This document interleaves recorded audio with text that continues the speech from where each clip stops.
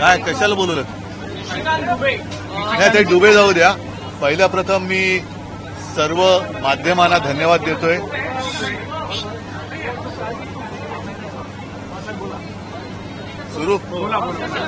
सर्वप्रथम मी सर्व माध्यमांना म्हणजे इलेक्ट्रॉनिक आणि प्रिंट मीडिया यांना धन्यवाद देतोय. याचं कारण असं की परवा महाराष्ट्राच्या मराठी माणसाच्या आनंदाचा क्षण हा तुम्ही फार चांगल्या पद्धतीने सर्वांसमोर आणलात आणि मला माहिती आहे की माध्यमांमध्ये सुद्धा त्याच्यामुळे आनंद झाला. या आनंदाला आपल्या सर्वांनी पाठिंबा दिला, शुभेच्छा दिल्या, मी तर म्हणेन ज्येष्ठांनी आशीर्वाद दिले. तर सर्व माध्यमांना मी धन्यवाद देतो आणि तमाम मराठी जनांना आणि त्याच्यामध्ये खास करून मुंबई आणि महाराष्ट्रामध्ये मराठींसोबत इतर भाषिक सुद्धा जे गुण्यागोविंदाने नांदतायत त्यांनी सुद्धा मला सांगितलं की ये किया आपने बहुत अच्छा किया. तर त्या सगळ्यांना मी मनापासून धन्यवाद देतोय. पण मराठीसाठी लढणाऱ्यांची तुलना भाजपचे नेते पहलगामच्या भाजपकडून काही विशिष्ट लोक आहेत की मराठी त्यांच्या बुडाला आग लागणं स्वाभाविक आहे. कारण भाजपचं राजकारणच तोडाफोडा आणि राज्य करा असं आहे. लोकांच्या घरांच्या होळ्या पेटवायच्या आणि त्याच्यावरती आपल्या राजकारणाच्या पोळ्या भाजायचा हाच भाजपचा धंदा हा आता संपलेला आहे. त्याच्यामुळे त्यांच्या बुडाला आग लागणं हे मी समजू शकतो. विजयोत्सव हा मराठी भाषा अस्मितेपुरता मर्यादित राहणार आहे की यापुढे राजकीय युतीसाठी तुमच्याकडून शेवटी महाराष्ट्रामध्ये मराठी ही राज्यभाषा आहेच. त्याच्यामुळे त्या भाषेसाठी जे जे करण्याची गरज लागेल महाराष्ट्रासाठी ते आम्ही करू. एक मिनिट सबको मैं बात करूंगा लेकिन इनका पहिला पूरा होने दो. उत्तर प्रदेश बिहारमध्ये मराठी महाराष्ट्राच्या माणसाने यावं आणि फटाके मारूंगे अशी भाषा ऐसे कुछ लकड़बग्गे है. उन लकड़बग्गे को मैं समझाना चाहता हूँ कि पहले हिंदी में उनको समझनी चाहिए ना बात, इसलिए मैंने लकड़बग्गा म्हणजे तरस, लकड़बग्गा म्हणजे तरस. आता भेड़िया म्हणजे पण तुम्हाला काय माहितीये. तर ऐसे कुछ लोग हैं जो यहाँ हम खुशी खुशी सब रह रहे हैं, उनके बीच में आग लगाने की कोशिश कर रहे हैं. उनको मैं कहता हूं कि आप कुछ भी कहें, आपको कोई यहाँ पहचानता नहीं तो आप अपना काम समझिए. तर असे जे कोणी जे आहेत त्यांचं म्हणजे मी खरं म्हणजे मी लक्कडबग्गा बोललो, त्या लक्कडबग्गाची मी माफी मागतो. कारण ते त्याही लायकीचे नाहीये ती लोक. त्यांचं टाळ्या घालणं हा उद्योगच आहे आणि इकडे येऊन त्यांनी बघावं की आमचा कोणत्याही भाषेला विरोध नाही पण भाषेच्या सक्तीला विरोध आहे. त्याच्यामुळे तुम्ही उगाचच भाषिक वाद इकडे करू नका. आमच्याकडे सगळे आनंदाने राहत आहेत. अगदी सांगायचं झालं, आम्ही आता आतमध्ये बोलत बसलो होतो, माझ्या आमदारांशी मी बोलत होतो, तर शिवसेना आणि शिवसैनिक हे रक्तदान शिबिर असेल, अँब्युलन्स सेवा असेल, इतर काही सेवा असेल, सुविधा इकडे आम्ही जातपात धर्म न बघता या गोष्टी करत आलोय. तर त्याच्यामुळे हे सगळे जे काही बाहेरची लोक आहेत हे इकडे आग लावण्याचा प्रयत्न करतात.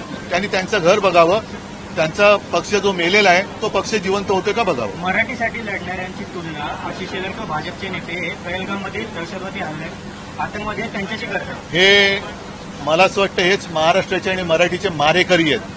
जे मराठी माणसाची जो मराठी माणूस न्याय हक्कासाठी आपल्या घरामध्ये आंदोलन करतो किंवा आंदोलन करण्याची ज्याच्यावरती हे वेळ आणतायत आणि त्यांची तुलना जे कोणी भाजपवाले पहलगाममधल्या अतिरेक्यांशी करतायत हे म्हणजे मराठी माणसाचे आणि मराठी भाषेचे मारेकरी आहेत. आणि या मारेकऱ्यांना मराठी माणसाने आता ओळखलं पाहिजे. हे मराठी भाषेचे मारेकरी आहेत. आणि मग जर का त्यांनी विषय काढलाच असेल तर पहलगामच्या अतिरेकी भाजपामध्ये गेले का हे त्यांनी सांगावं. मिळत कसे नाहीत हे पहलगाममधले अतिरेकी गेले कुठे?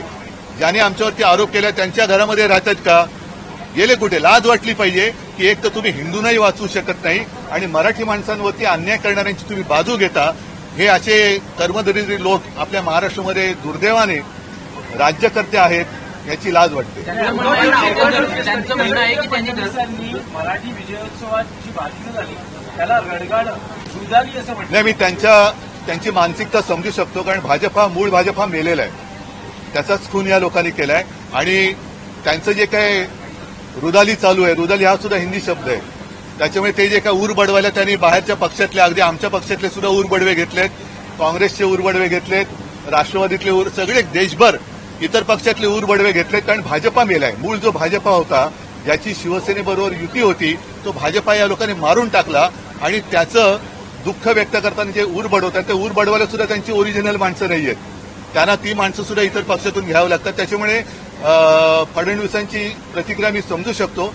पण मराठी माणसाच्या आनंद क्षणाला ज्यांना रुदाली वाटत असेल, हे अत्यंत विकृत आणि हिणकस वृत्तीचे माणसं आहेत. दोघे एकत्र आल्यानंतर आता अशी भाषा सुरू झालेली आहे की तुमच्याकडे जे काही आमदार खासदार आहेत ते आमच्या संपर्कात असं देखील बघा, आम्ही एकत्र आल्यामुळे मी पहिलंच म्हटलं की यांच्या बुडाला आग लागलेली आहे. त्याच्यामुळे ती बुडाची आग दाखवता पण येत नाही आणि सगळ्यांसमोर शमवता पण येत नाही. करणार काय? आशीष शेलार ये कहते हैं कि पहलगाम का हमला जैसे हुआ था वैसे महाराष्ट्र में हो रहा है.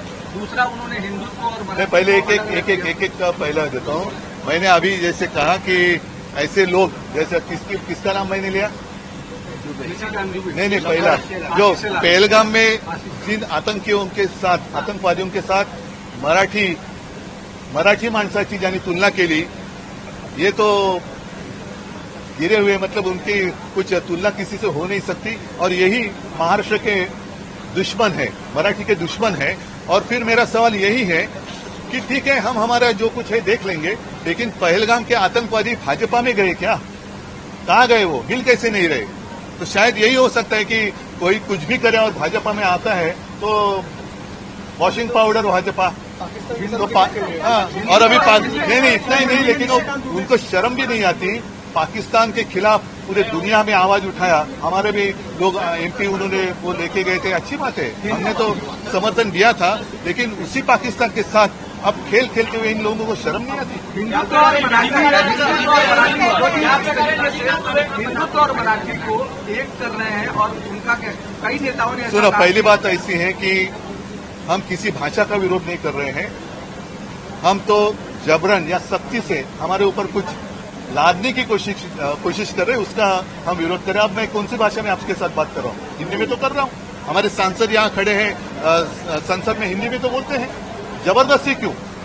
और अगर जबरदस्ती करनी है तो जो उत्तर के राज्य है, चाहे उत्तर प्रदेश है, हमारी कोई दुश्मनी नहीं है, लेकिन वहां तीसरी भाषा कौन सी होगी?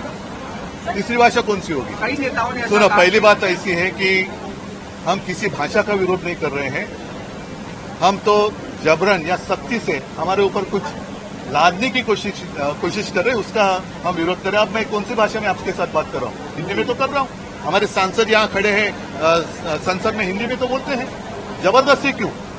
और अगर जबरदस्ती करनी है तो जो उत्तर के राज्य है, चाहे उत्तर प्रदेश है, हमारी कोई दुश्मनी नहीं है, लेकिन वहां तीसरी भाषा कौन सी होगी?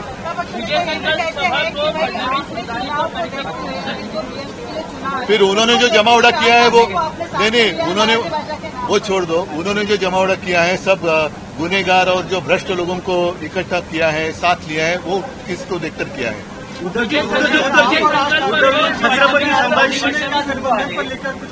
विधानसभा विरोधी पक्ष नेत्याची अजून घोषणा झालेली नाही. तुम्ही हा विषय, आम्ही विषय तो लावून धरतो आहोत. चर्चेत आलेला नाही. विषय लावून धरतो, लवकरच तुम्हाला दिसेल.